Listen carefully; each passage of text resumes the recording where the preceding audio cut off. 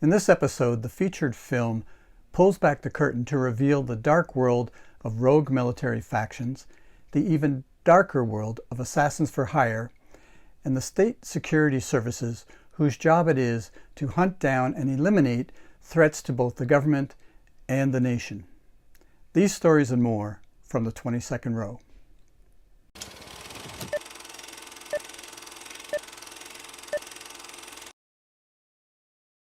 The Day of the Jackal was released in 1973, and boy do I like a good title, and I think this is a terrific one.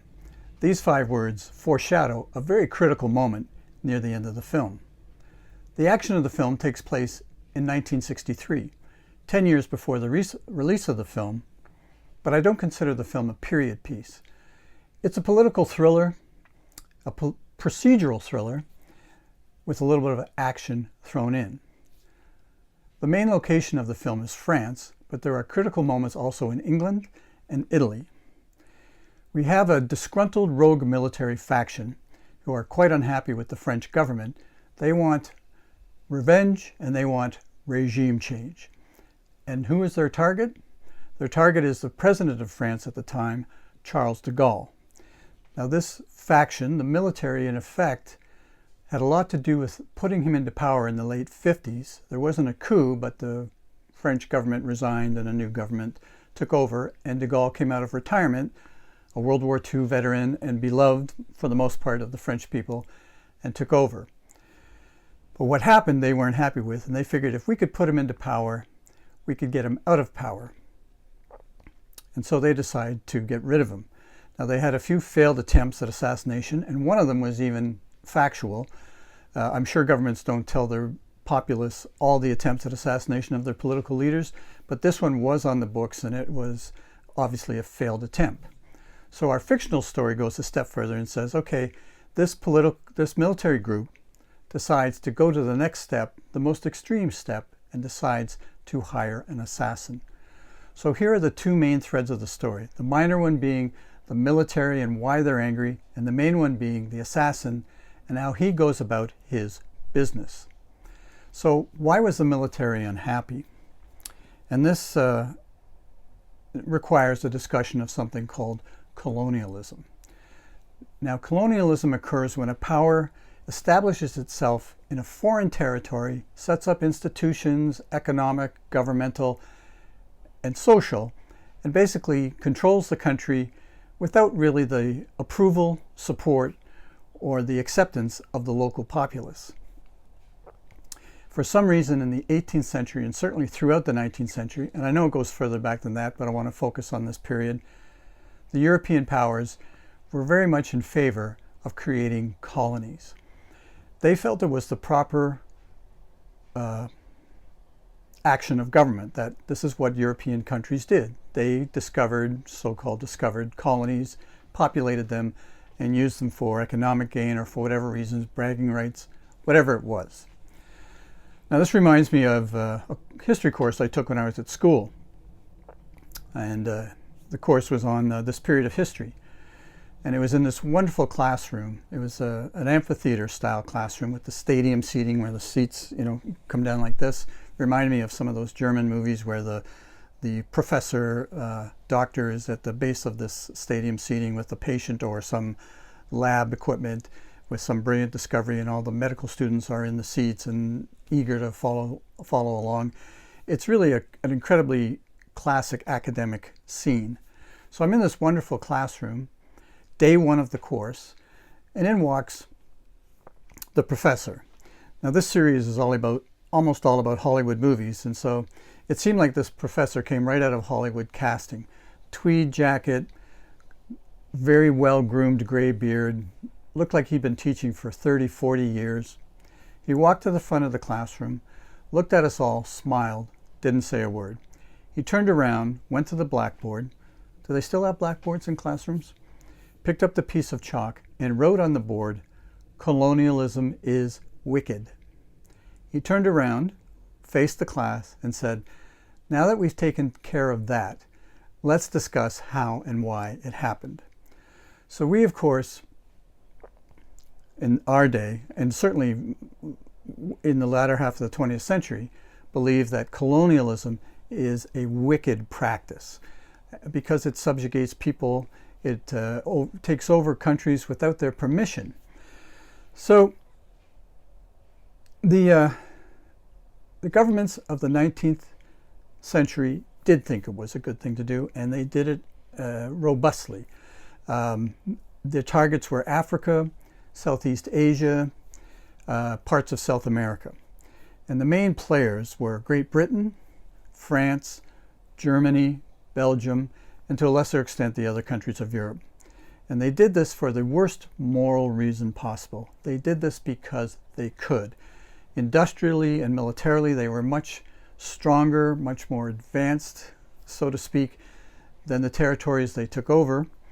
And again, they just thought this is what governments do. So the classic example is Great Britain, because Great Britain created an empire that had never been seen before in history. Even at the height of the Roman Empire some 1,500 years earlier, when they controlled most of the Mediterranean, their empire was dwarfed by the size of the British Empire. In fact, the Brits were quite smug about this, and they were very happy to say, in this famous quotation, that the sun never set on the British Empire. Now, they were smug about it because that is true. They had so many territories throughout the world, Canada, Australia, the southern countries in Africa, Southeast Asia, that at any time of the day or night, the sun was shining on one of their properties. So that was Great Britain. Now, all that's gone, but, and so now they kind of look at it a little differently. And it reminds me of another story. And that story is one of a Canadian journalist who in the late 60s found himself in India. Now, whether he was there on assignment or on vacation, I don't recall. But he was in India, and he happened to meet up with, at this time, the late 60s, the 4 most famous people in the entire world. And so, of course, he took advantage of the situation. He went up to John Lennon and introduced himself and said, "Hi, I'm so-and-so, I'm a Canadian, and I'm a journalist." And reportedly, Lennon turned to his mates and said, "Hey, look, guys, a reporter from the colonies." So the Brits are, whether or not they're proud of their heritage, they certainly are aware of the fact that they were once Great Britain, and now they can poke fun at it with us. And needless to say, in this sweet old country of mine, I am a product of the British colonial system. And so it's just kind of fun. But it wasn't fun in the 19th century. It was a business, it was a political practice. And what happened was, in this 19th century, these countries of Europe, Great Britain, Germany, France, were picking off countries and planting their flags and occupying them. Now, one of these countries was Algeria, which I don't know why the French chose Algeria. Maybe it was available, maybe geographically it's very, very close to France. I don't know. But they occupied Algeria in 1830 and did all the things that colonial powers do. They established institutions. They just took whatever land they wanted to take. They didn't kill everybody, but they certainly subjugated the local populace, which was primarily of Arab origin. And immediately, French Europeans would emigrate to Algeria because there was opportunities to acquire land, build farms. They even built towns.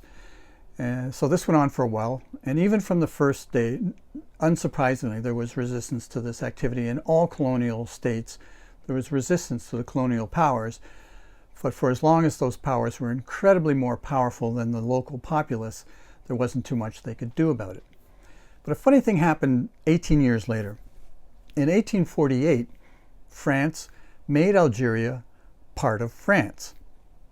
They didn't make it a dominion. There wasn't a protectorate or all those other diplomatic words you describe for a territory that you take over. They actually made Algeria part of France, which meant that every citizen in Algeria was French.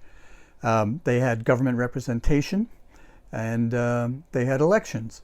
However, some citizens in Algeria were more citizens than others. And of course, citizens of European extraction had more benefits and more privileges and were more favored than the local populace.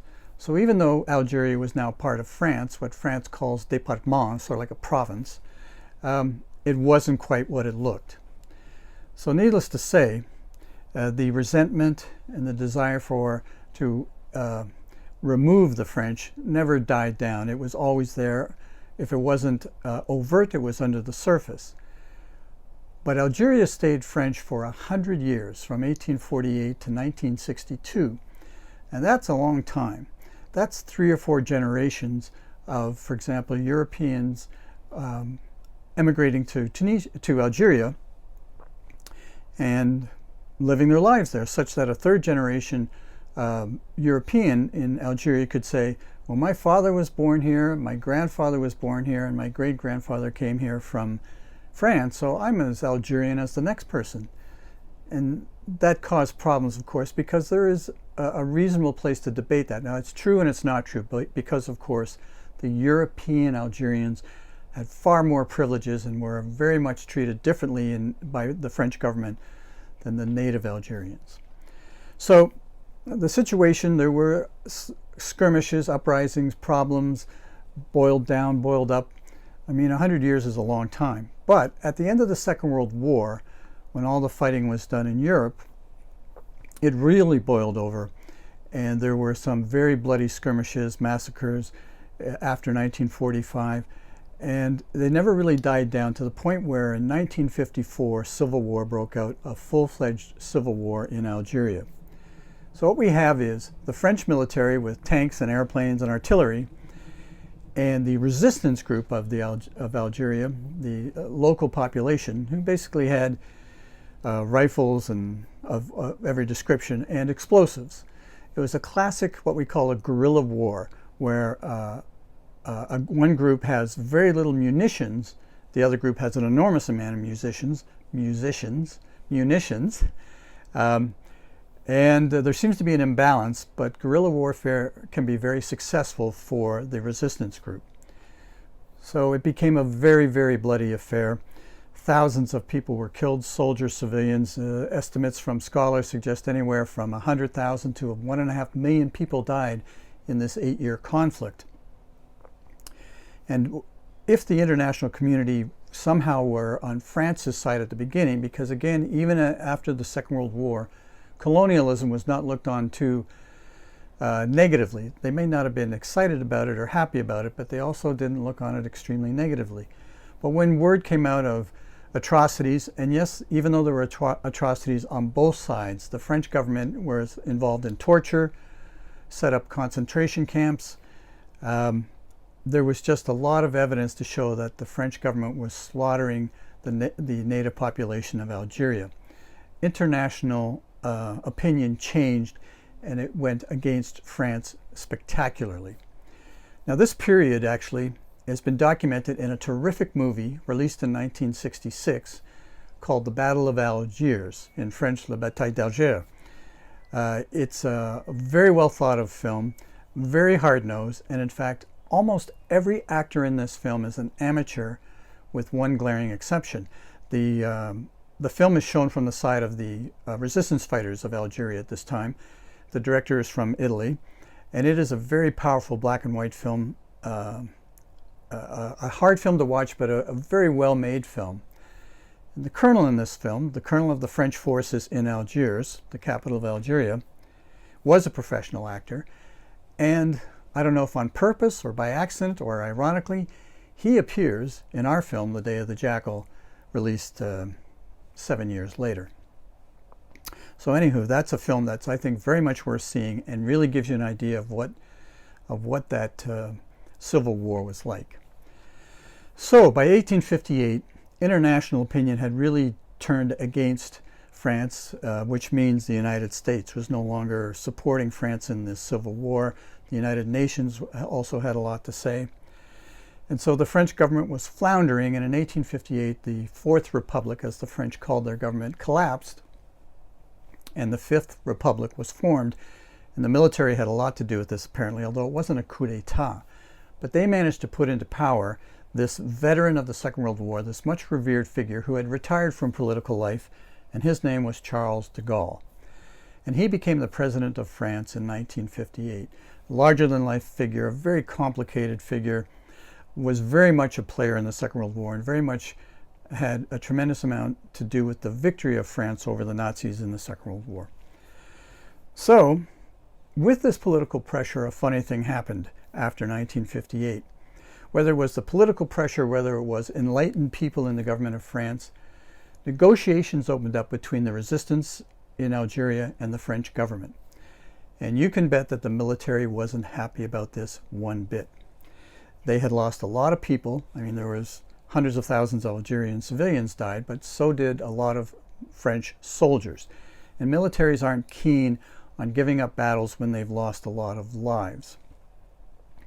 So this momentum of the French government continued such that after 1960, the negotiations had reached a stage where the French government agreed, whether or not they were giving permission, but they agreed to hold a referendum in Algeria with a simple question: do you want to stay French or do you want independence? And that referendum was held in 1962.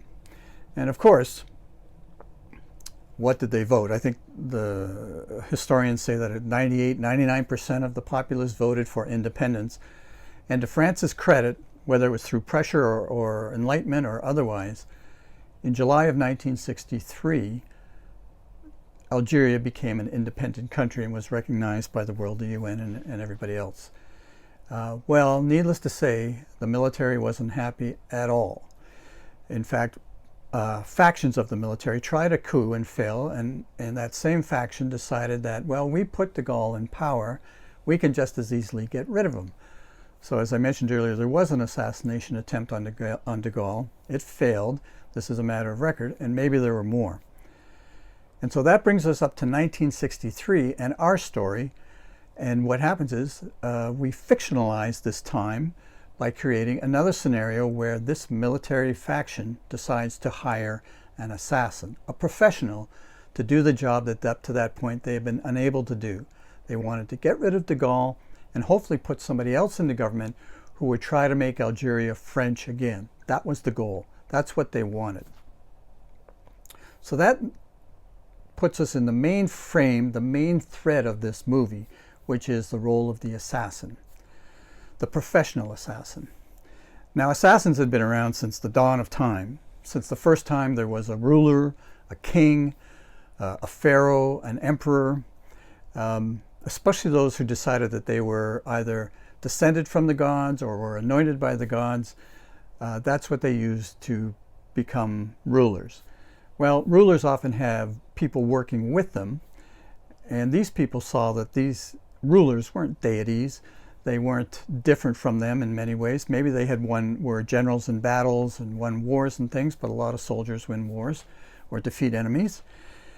And so take the typical person in this entourage, you might think, this guy is, and most of them were men. There were very few women leaders for most of history, but some of them were. This guy is no better than me. He has all the perks of being the ruler.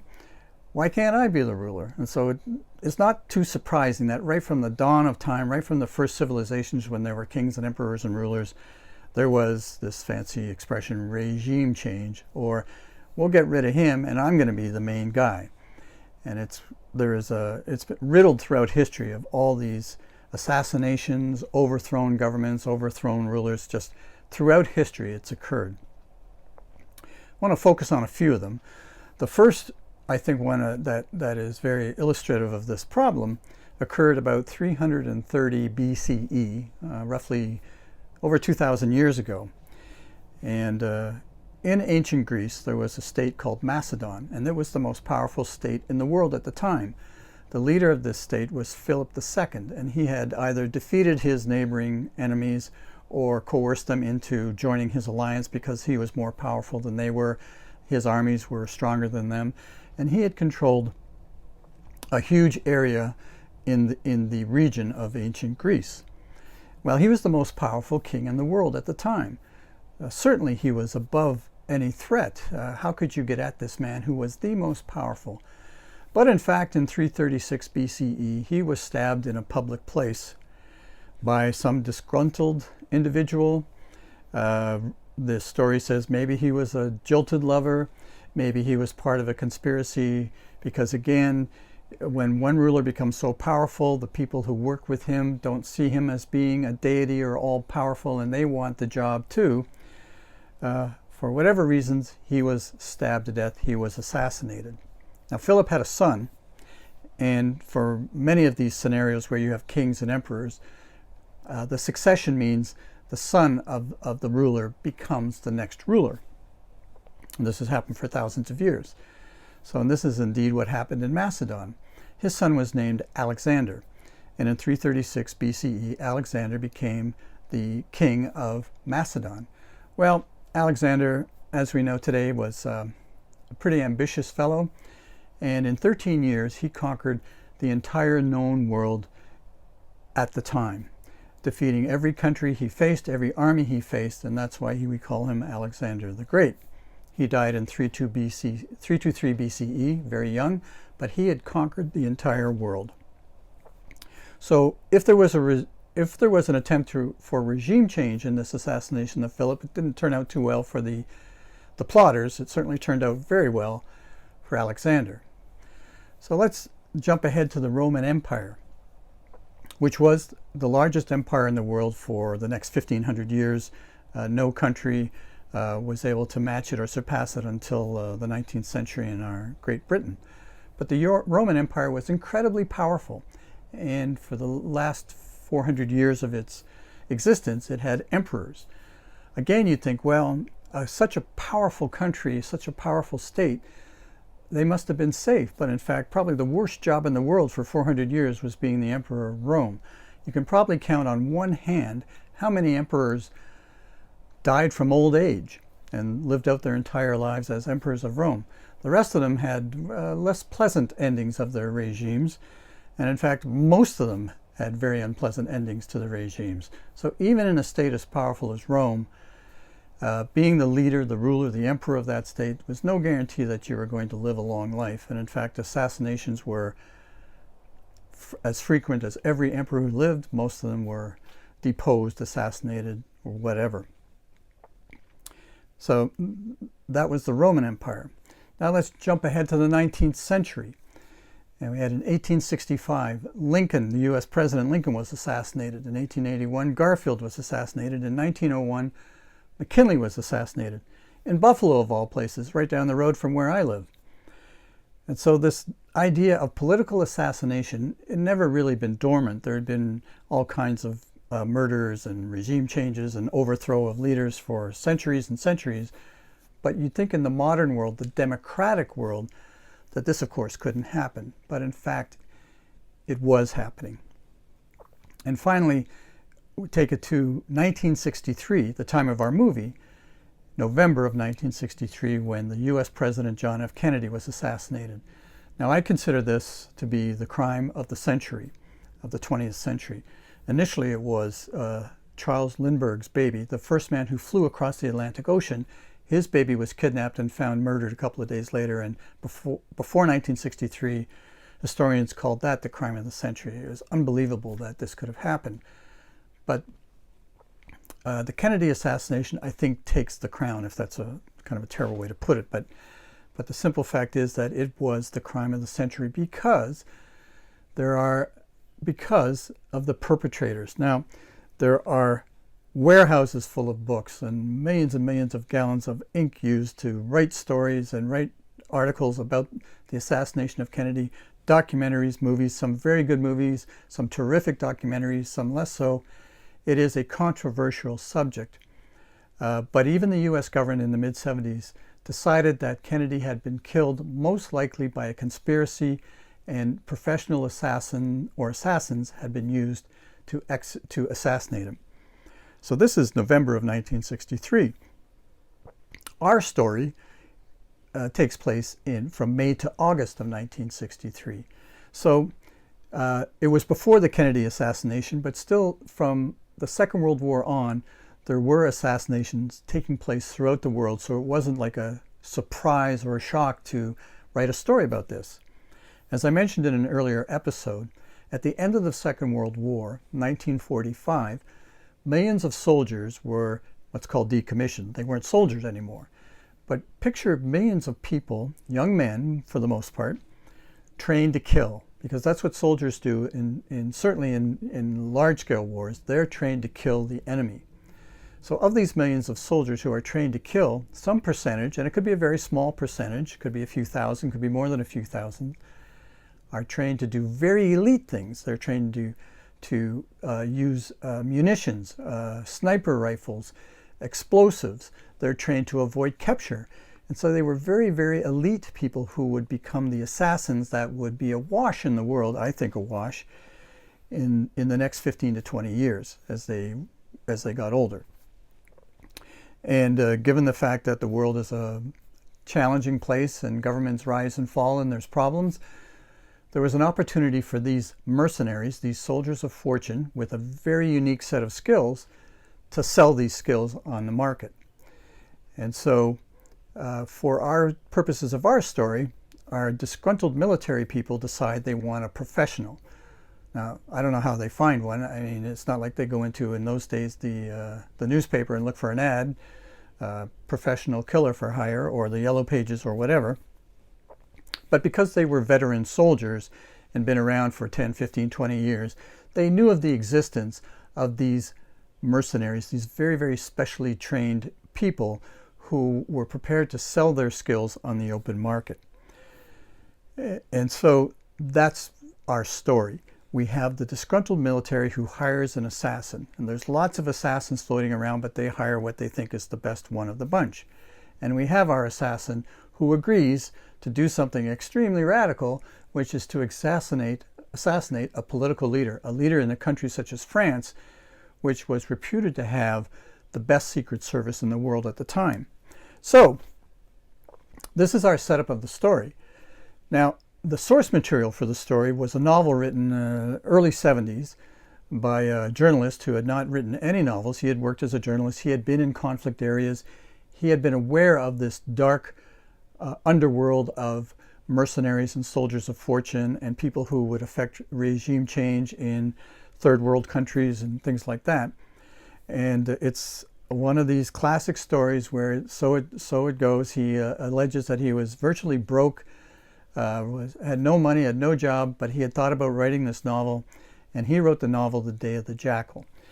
Well, as soon as it was published, it was an instant bestseller. It was the talk of the town, and within a very short period of time, a Hollywood producer bought the rights to this book, and that became the talk of the town. So it's very interesting that they had this property. They seem to think, and why wouldn't they, that this story of an assassin hired to kill a political leader of a first world country, not that it's any less grave to kill a leader of a third world country, and they thought they had their hands on a surefire hit. So of course, so did the A-list actors of the time. Everybody wanted to be involved in this project. Now, I don't know if it was because they couldn't get the people they wanted, scheduling or whatever, but the powers behind this film decided that the story was more important than the actors in it. And so they didn't want to use very recognizable faces because they thought that would detract from the story. And I would say, in my opinion, that the main character in The Day of the Jackal is the story. And the actors are secondary to that. Important, of course, but secondary to the story. And so they did not hire these A-list actors who wanted to be a part of this project. They hired, I would say, no names, but of course they weren't no names. They were all working actors, and I particularly think they were terrific actors. And they had three characters to hire for. The policeman who the government of France assigns the duty of capturing the assassin, his aide, and the assassin himself. And the three actors who played these roles, I think, did a fantastic job. I certainly found them completely believable. And they went on to have very, very good careers, and I believe they're all still alive. But they had terrific careers.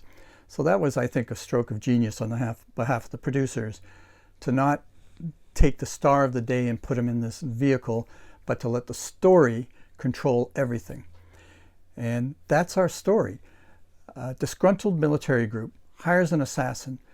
The security services of France say, what's going on? We monitor these people all the time, of course. We know what's going on. We know this group exists. We know there are people in France who are not happy with de Gaulle and the government. But something's going on, and we've got to figure it out. And so we have a case of the hunter and the hunted. And that's a great setup for our story. Will the hunter find the hunted, or will the hunted somehow evade the power of the state of France and assassinate the political leader of France? And that is, I think, a terrific setup for a story if executed properly, and I believe it was really well executed in this film. So what will happen on the day of the Jackal? I was on the edge of my seat the first time I watched this film from the 22nd row.